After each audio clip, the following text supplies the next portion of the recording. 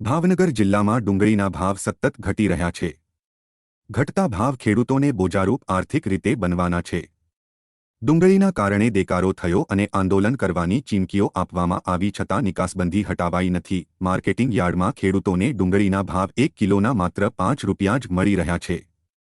આશરે 2 થી 3 હજાર ગુણીની આવક યાર્ડમાં થઈ રહી છે, જેમાં એક મણે ઓછામાં ઓછા 150 અને વધુમાં વધુ 400 સુધી ભાવો મળી રહ્યા છે। મહામહેનતે વાવેલા ડુંગળી હવે ખેડૂતોને રડાવી રહી છે।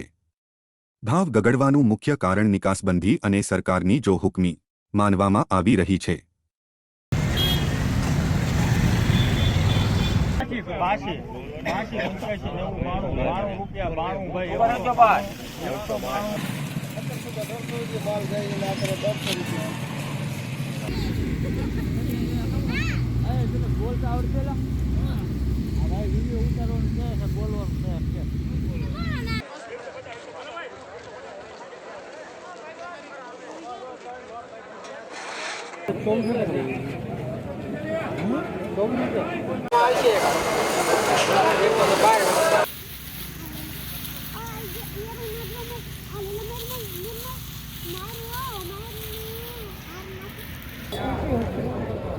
चूल्हा नहीं खवा और आज वो चूल्हा